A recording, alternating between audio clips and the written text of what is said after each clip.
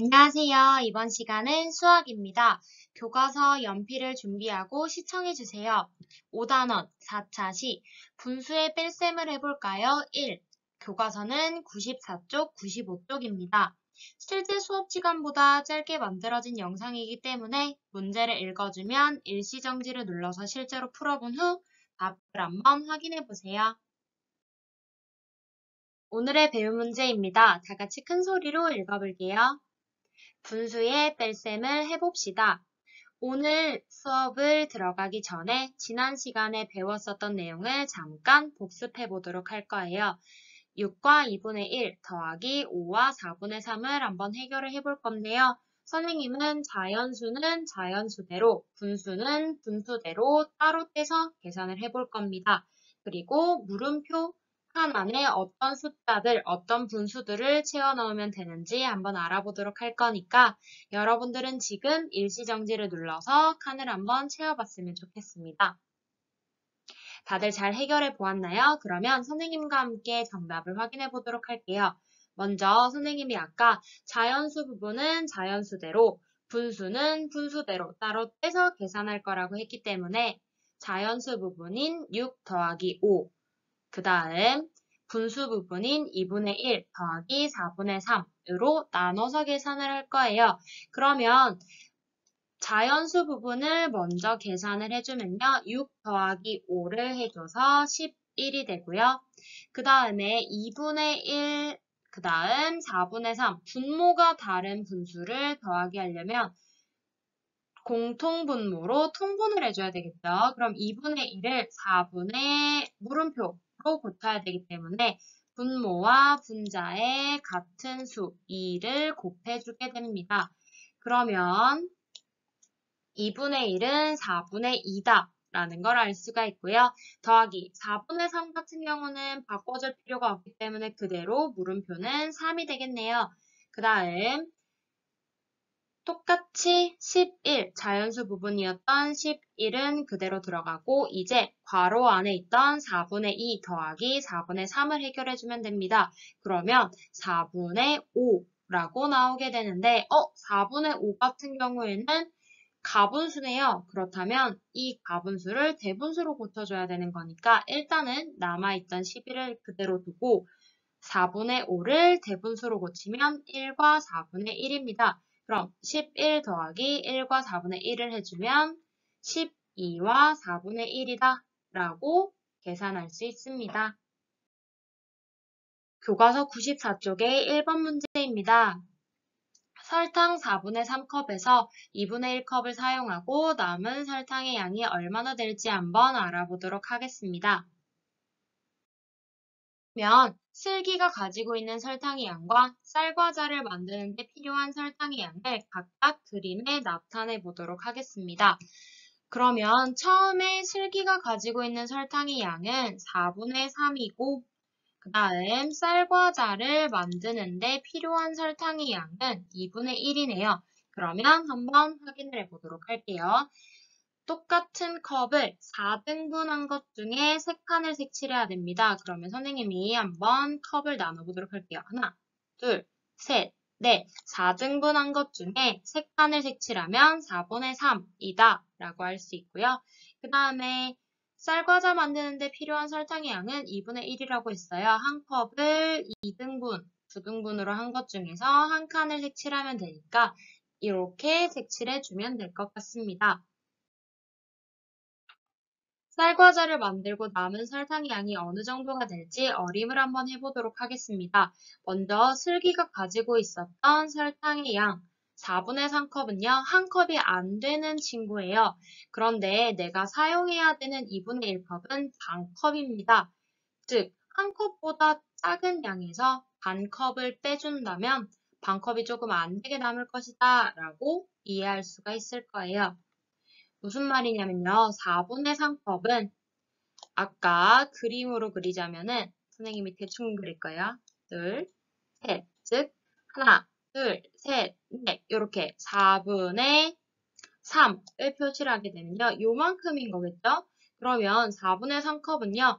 2분의 1컵 4분의 3컵을 선생님이 다시 한번 이렇게 색칠을 해준다면 이 4분의 3컵 같은 경우는요. 2분의 1컵, 즉 반컵이겠죠. 2분의 1컵보다는 2분의 1컵을 나타내면 요만큼인데 2분의 1컵보다는 4분의 1컵이 더 많다라고 할 수가 있는 거예요. 이거는 우리가 지난번에 했었던 분수의 덧셈에서 알 수가 있는 거죠. 4분의 2랑 4분의 1을 더하게 되면은 4분의 3이니까요.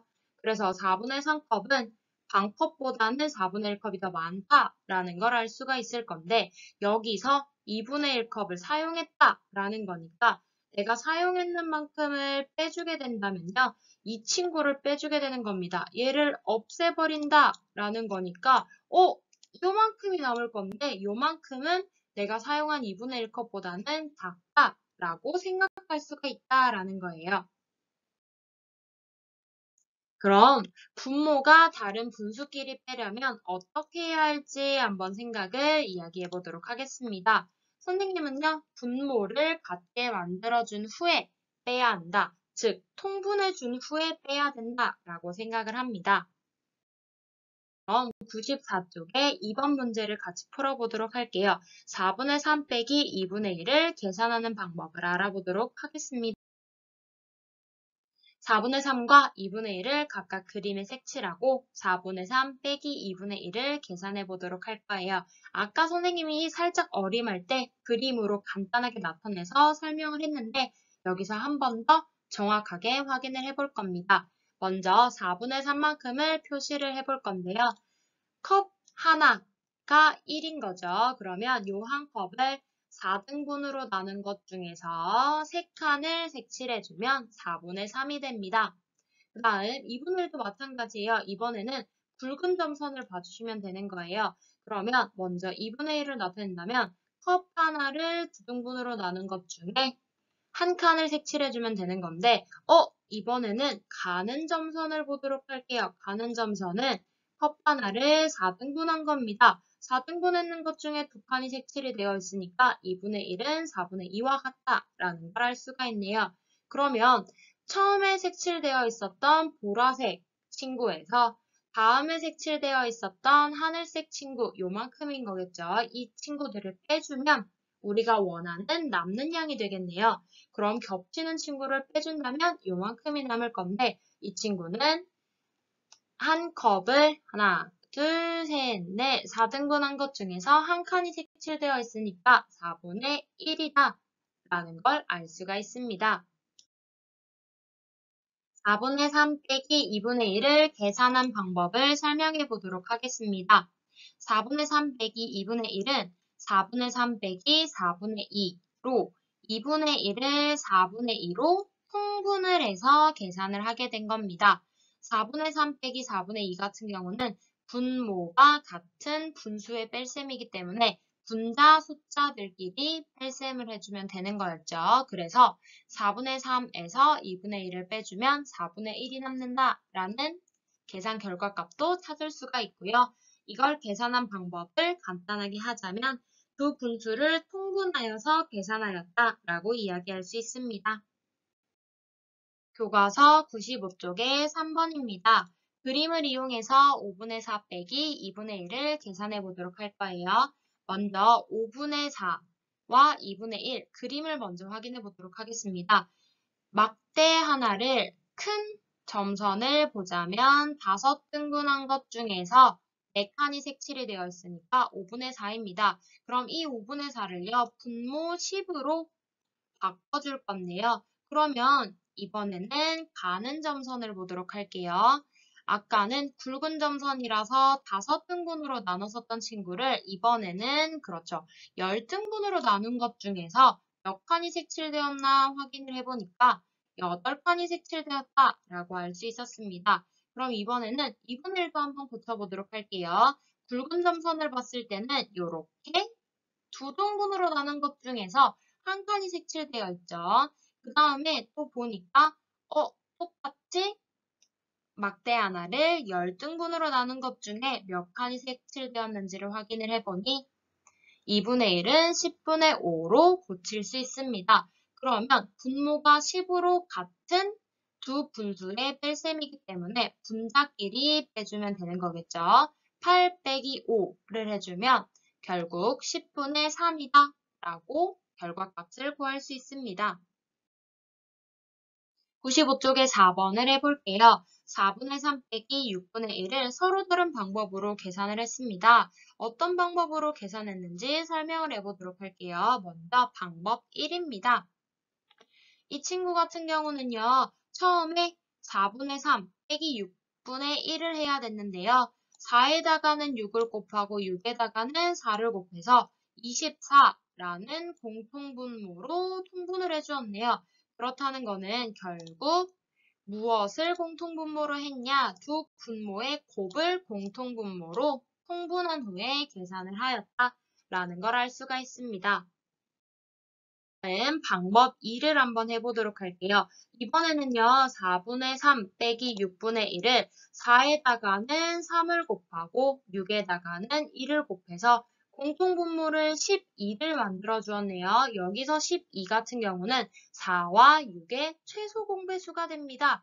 그렇다는 건 두 분모의 최소 공배수를 공통분모로 해서 통분한 후에 계산을 하였다라고 이야기할 수 있습니다. 두 방법을 비교해서 각각 어떤 점이 좋은지 한번 찾아보도록 하겠습니다. 먼저 방법 1 같은 경우는요. 두 분모의 곱을 공통분모로 했으니까 공통분모 구하기는 아주 쉽다라고 이야기할 수 있겠네요.